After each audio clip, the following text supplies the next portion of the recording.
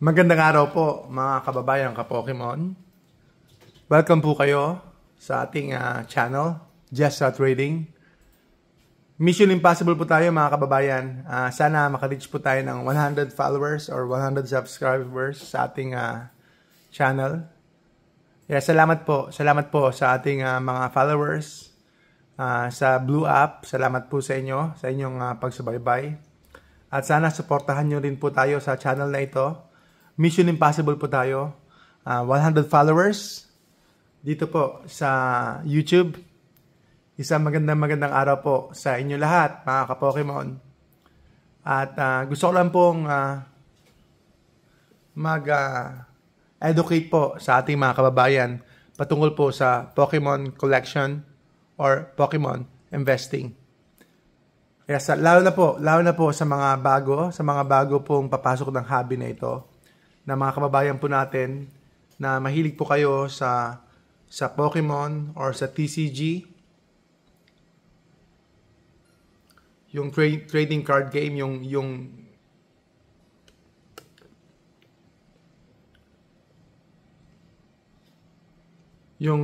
gaming version po o board games po ng Pokemon.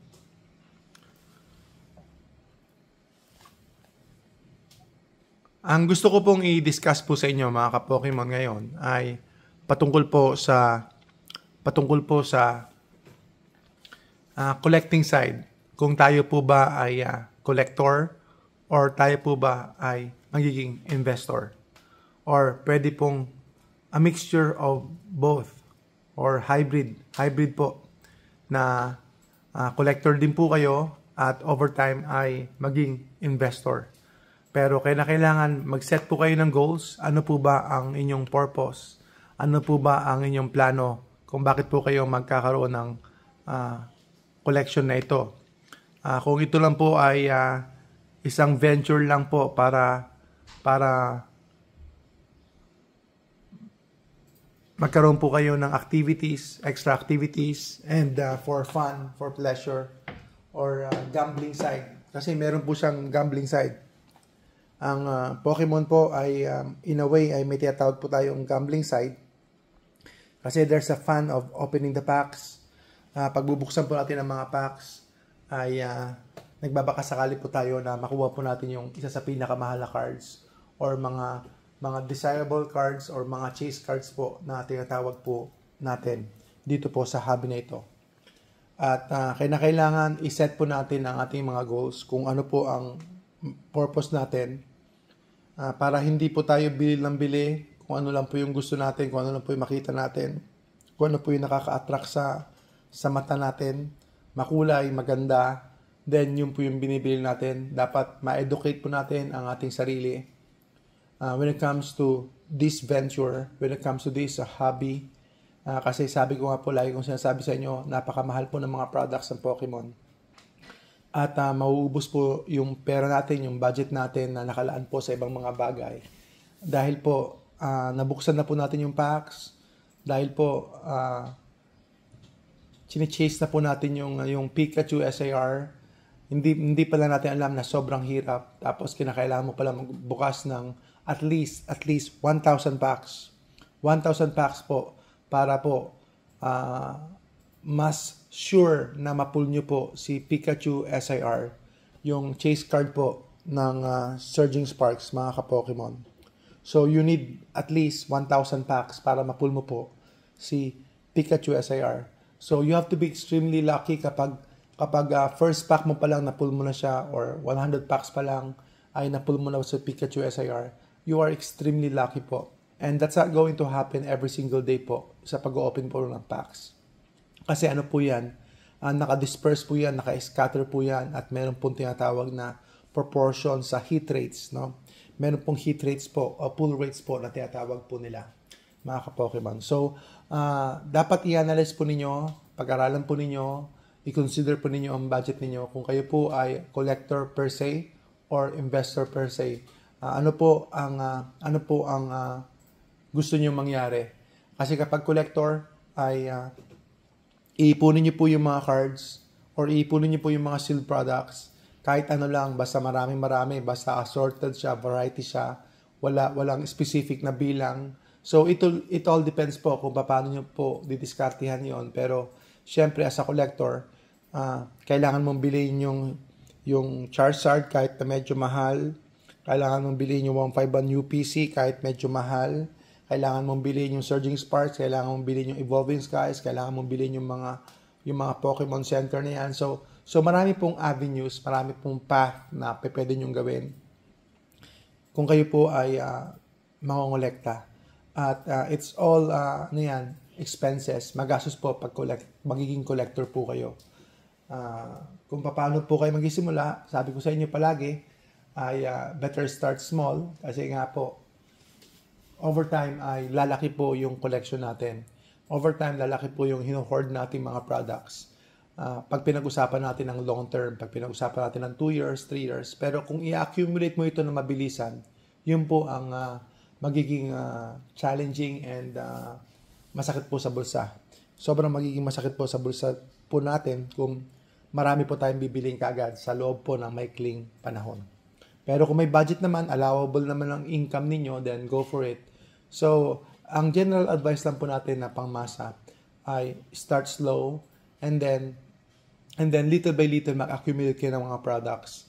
At tayo po dito sa Just Trading, more on sealed po tayo, sealed products. So, marami pong path, marami pong avenue. So, collector ba kayo or investor ba kayo? Yung ba ang purpose ninyo? Or pampalipas oras nyo lang ito or pang ano lang nyo lang, pang activities nyo lang with your son, with your children. So, different goals, different purpose.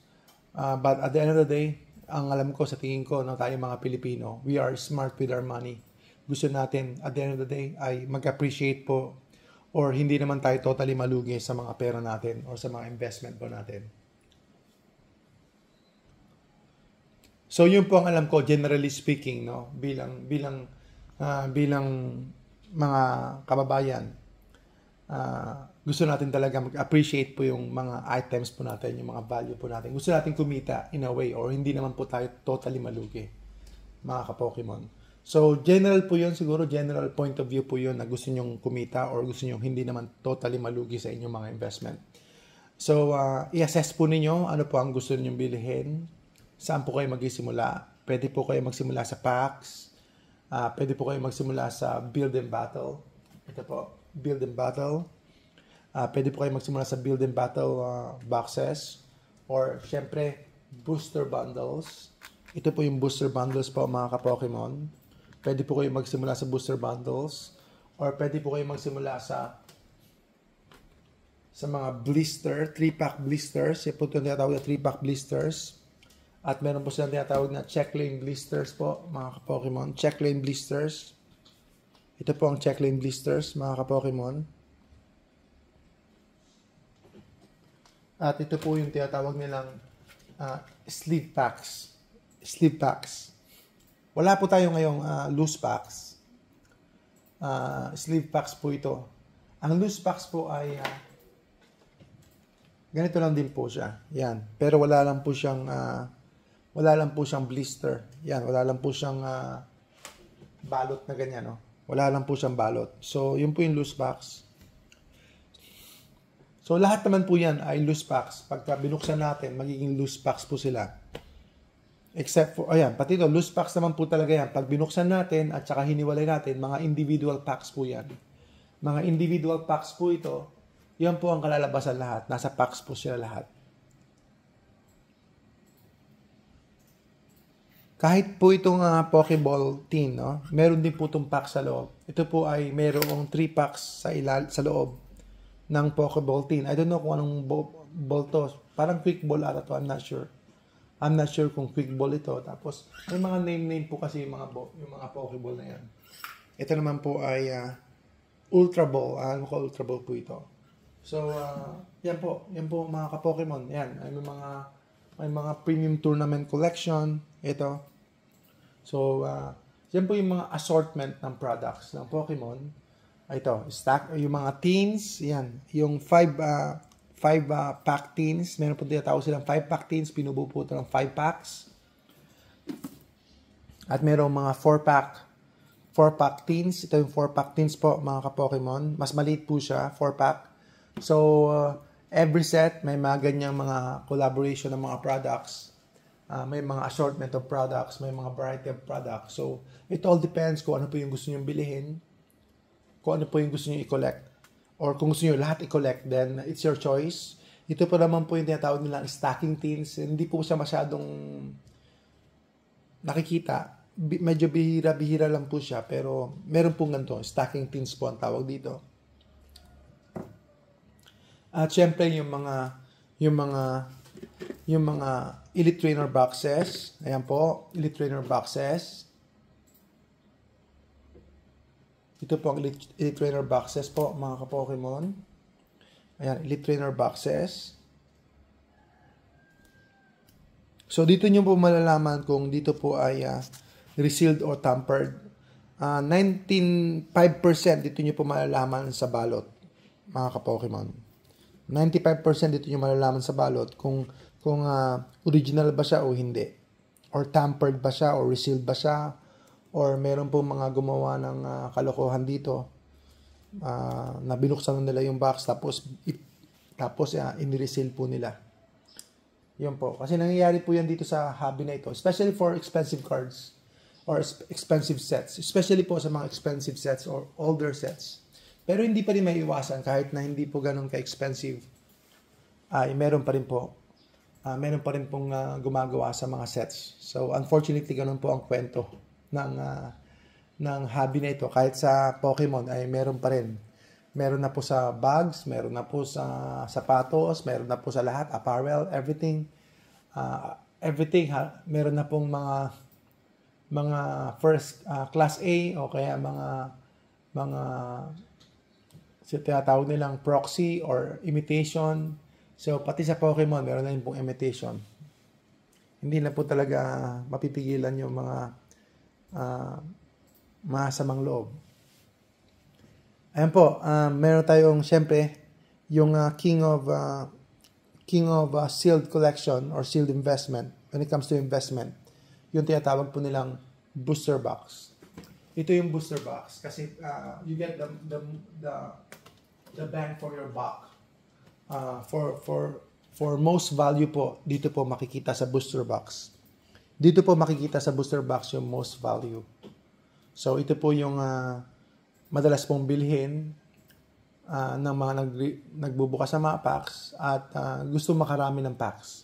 So, more packs po ito. Ito po ay binubuo ng 36 packs. 36 packs.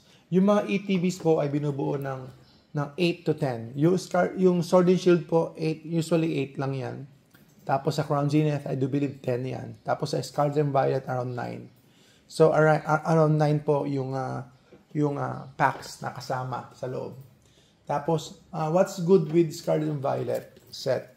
Usually po sa Scarlet and Violet, meron po siyang tinatawag na promo card. Meron po kasamang promo card na ganyan. Na full art. So, may mga promo card po itong Scarlet and Violet set. No? Scarlet and Violet era. Tulad po ng Surging Sparks. Meron po siyang promo card na kasama. Ang kasama pong promo card ay Magneton. So, 9 packs po ito usually. 9 packs po ang kasama rito. So, medyo bulky siya, medyo malaki siya. So, sa mga collector, maganda po siyang display. Maganda po siyang i-display. Pero, value-wise, sa bilang po ng packs, imagine nyo po ito. Ito po ay binubuo ng 9 packs, pero ito po ay 36 packs. So, yan po ang diferensya, yan po ang pagkakaiba. 36 packs, tapos ito 9 packs lang. So, sa investor side, kasi sa investor side, ang pinag-uusapan ba natin pag investor side or yung mga nag-hold talaga ng mga products ng sealed collection, ang gusto nila marami. So, imagine nyo po, kung ito ay nag-invest ka ng 10 ganito, diba? Let's say 10 ganito, mga ka-Pokemon. Tsaka 10 ganito, 10 ETBs, you'll make more money with this one kasi mas marami po siyang packs. So, over time, after 5 years, after 10 years, mas kikita ka na malaki rito kasi mas marami po siyang packs kaysa po dito. At mas space saver siya. Kasi tignan nyo, yan, mas space saver po siya, mga ka-Pokemon. So, imagine nyo po, kapag meron po kayo 100 booster box, di ba? So far, hindi ko alam sa Pilipinas kung gaano po kalaki yung mga tinatawag nating mga investor or whale sa hobby na ito sa Pilipinas. Siguro wala pa masyado, siguro. Pero pag pinasok na tayo ng celebrity, pag pinasok na tayo ng mga makakapangyarihang mga tao, then doon na po siguro magkakaroon na rin po siguro ng market manipulation. Sana wag naman, pero hindi maiwasan habang nagbo-boom po or lumalaki po yung hobby na ito. Overtime po. Sa pag-educate po natin at sa pagsasama-sama ng community, pagsusuportahan ng community, we have to grow this community, no? Magtulungan po tayo para magkaroon po tayo ng safe haven, magkaroon po tayo ng refuge, no? Bilang mga magkaka-Pokemon, no? Bilang mahihilig po tayo sa hobby na ito, na bantayan po natin, maging aware po tayo, maging maingat po tayo na hindi po makapasok ang mga masamang isip po na magpaplano ng mga pandaraya o paninira po sa hobby natin. Dahil syempre, may mga scammers, may mga tao po talaga na wala pong gusto kundi kumita po ng kumita pero nanlalamang po ng kapwa. So, protektahan natin tong hobby na ito para mag-grow po tayo. Kasi ang potential po pagka merong mga dishonest player po sa hobby natin, ay marami pong mabibiktima and marami pong madidismaya and marami pong mag-quit. So, isa pong mga dahilan din yan, pwede tayo mag-quit kasi nga, pag tayo po ay na-scam, pag tayo po ay naloko, pag tayo nawalan ng loob, doon po tayo pwede mag-quit, mga ka-Pokemon. So, alamin po ninyo kung kayo po ay magiging collector, investor, ano po ang purpose ninyo, ano po ang gusto niyo mangyari, or ano po ang timeline ninyo, time frame po ninyo. So, meron po tayong booster box, meron po tayong Elite Trainer box, at meron po itong yung very popular, yung Ultra Premium box, UPC box. Yan, UPC box. Ultra Premium Collection. Yan. Tulad po nito, very popular na po ito. Itong Charizard. Hindi pa siya masyadong umaakyat, pero umaakyat na po siya ng gusto ngayon. Hindi pa ganun kataas, pero umaakyat na po siya ng gusto ngayon. Ito po yung Charizard Collection Box. Ultra Collection Box. Meron po siyang 16 packs, I do believe.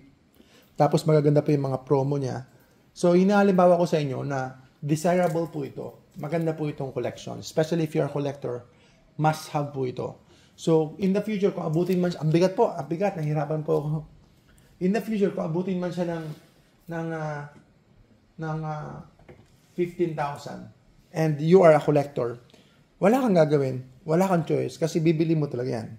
Kahit gaano pa kamahal ng Charizard na yan, kung ikaw ay collector, ang sasabihin mo, I must have this in my collection no matter what. Sasabihin mo yan, kasi collector ka. So, yun po ang difference ng collector at saka investor. So, ang investor side, more on financial gain siya. Siguro, mag-i-skip na siya kapag sobrang mahal na yung item, hindi niya na po bibilhin. Especially kung nandun na po siya sa upside po ng trending ng product. Hindi na po siya bibili. Pero as a collector, kahit medyo mahal siya or kahit na mataas na po yung presyo, wala ka na magagawa kasi bibili mo yun dahil collector ka. You must have it. So, i-analyze po ninyo ano ang gusto niyo. Partly ang sarap maging collector. Partly talaga ang sarap maging collector kasi pinaprioritize mo yung mga items. Especially po yung mga bagong release. Ayan. Yung mga bagong release. Tapos, pupunta ka sa vintage sa mga 20 years and older na mga sets. Wow, ganda nun. Ang ganda ng mga cards na yon. So, may mga upside potential po yan. At may mga market trending. So, up and down po yan, mga ka-Pokemon. So, that's part of it. Pero ang shield po, tataas po ang shield. Tataas po, tapos magbabagsak ng konti. Tataas, tapos babagsak ng konti. Kasi magbabottom po siya ng konti. Pero hindi na po siya babagsak doon sa MSRP po ng product. Kasi syempre, imagine nyo yan, paano babagsak yung isang product below MSRP after 5 years. After 5 years, after 10 years, babagsak siya below MSRP. Parang mahirap pong mangyari. Mahirap pong mangyari sa sealed products po. Hindi po na po siya babagsak ng below MSRP, lalo na kung ilang years na po siya, may edad na po siya. So yan po ang potential po. Pataas lang po yan. Tapos pag tumaas na, saka po siya magbabalance out ng konti. At yun po, ito po yung UPC. At meron po tayong 1.5 on UPC. Unfortunately po, mga ka-Pokemon, hindi po ito for sale. Keeping lang po tayo. Para ano lang na to, pang bragging rights na lang. In a way, bragging rights na lang po, mga ka-Pokemon. Ay, sorry. Bragging rights na lang po siya, mga ka-Pokemon. Yan po ang mangyayari. So, same thing goes with the Pokemon Center. Itong Pokemon Center naman po, Elite Trainer Box. Ganun din po siya, no? ETB rin po siya. The only difference is, exclusive po siya. Yung Pokemon Center, ETB, exclusive po siya, mga ka-Pokemon. Exclusive po siya na sa Pokemon Store mo lang siya mabibili. Hindi mo siya bibili sa mall, hindi mo siya bibili kahit saan. At mabilis po siyang ma-sold out. Ito po ang pinaka-collectible. Kung ako tatanungin ninyo, so far, ito na po yung pinaka-collectible. Kasi limited po siya, exclusive po siya, hindi po siya nabibili kahit saan.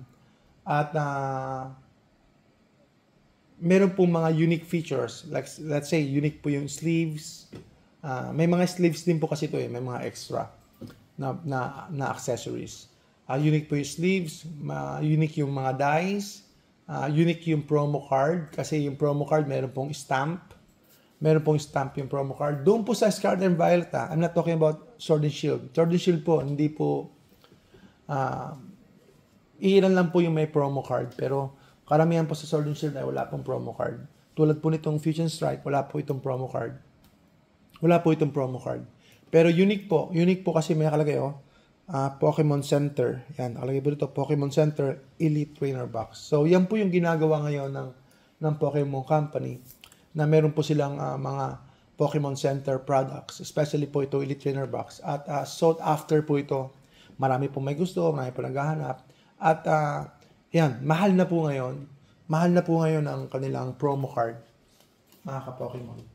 Mahal na po ngayon ang kanilang promo card ng Pokemon Center Scarlet and Violet sets. Mahal na po ang kanilang mga promo card po ngayon. So, it's your choice po, mga ka-Pokemon, kung ano po ang gusto nyong product na bilhin. Pwede po itong mga booster bundle. Pwede po itong klase ito. Booster bundle din po ito. Yan. So, keep sealed lang po kayo. Keep sealed. Ayan po yung mga seal niyan para makita ninyo. Yung mga seal po niya, no? Actually, binili ko po ito sa mall ng 1799. Pero medyo may kamahalan na po siya ngayon. So, makakatsamba-tsamba rin po kayo sa mall. Dito po sa Just Trading ay nag-ibenta po tayo ng below MSRP po. Usually, below MSRP po tayo. Lalo na kapag yung mga products ay hindi naman po hype. Hindi naman po masyadong nagra-rise pa in value below MSRP po. Karamihan po, yun po yung mga products po natin. At hindi ko na rin po in-introduce sa inyo yung mga ibang mga products po for gaming po, for TCG. For Pokemon TCG, may mga ibang products po sila na basically for players, sa mga naglalaro po sa board game. O kaya, at saka meron din po mga digital version po ng Pokemon game. Kaya may mga bumibili po rin sa atin ng mga code cards. Yan. So, over time, mga bago po sa hobby, makapapasok pa lang po. So, i-consider nyo po ang inyong mga plano. Ayan, I'm gonna tell you itong collection box. Not the least, pero may mga potential din po itong mga collection box na ito. Ipasilip ko lang po sa inyo, mga ka-Pokemon, yung collection box. Ayan, yun po yung mga collection box, mga ka-Pokemon. Ayan. Collection boxes po, ibig sabihin, mga box lang po siya. Ayan, may iba't ibang kulay, iba't ibang design, iba't ibang mga promo cards. Ayan, yan po yung mga collection box po na pwede po ninyong mabili po, mga ka-Pokemon. So, pwede rin pong magko-collect lang po kayo ng collection box. Actually, when it comes to investing, hindi po masyadong sinasabi ng marami na yung collection box ay wag niyong bilhin. But for me, nakaka-attract talaga ang collection box. Nakaka-attract at saka meron siyang sariling market. Meron siyang sariling features or attraction. So, nahihikayat din po tayo. So, mahihikayat din po tayo. At saka marami din pong packs ito. Tulad po nito, may maraming packs, mayroong collection boxes na may 2 packs, 3 packs, at may 4 packs, may 7 packs, ganun. Iba-iba pong collection boxes. At mayroong iba yung mga sobrang daming packs, like 12 or more, or 11, ganun, 14, ganun. At mga ka-Pokemon, meron pong palabas na collection boxes po, premium collection box. Ang 151, no? 151 Blooming Waters Premium Collection. So, abangan po natin yun. Abangan ko rin yun. Lalabas po ng February. Kasi, siyempre, iba yun. 151 yun. Very popular 151, mga ka-Pokemon. At, ayan. Nag-appreciate na po ng value ang 151. Nag-appreciate na po ng value ang 151. So, mga 151 lovers, kumusta po kayo?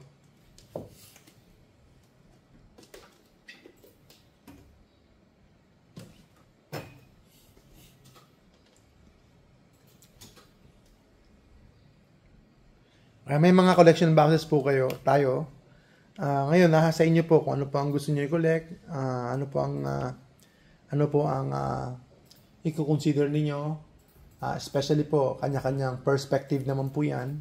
Kanya-kanyang situations naman po yan. May mga individual dilemmas naman po tayo as a family. So, kayo po nakakalam. Tayo lang po ay general advice, general education lang po. Ino-orient lang po natin ang ating mga kababayan pagdating po sa Pokemon investing. So, sana ma-appreciate nyo po itong channel natin at i-like nyo po, subscribe nyo po at maging part po kayo ng ating community. Tulungan nyo po ako, magtulungan po tayo at maraming po salamat. Maraming po salamat sa inyong pagsuporta. Maraming salamat po sa inyong panonood at isang mapagpalang araw po sa inyo mga ka-Pokemon. Mission Impossible po, Just Trading. Salamat po.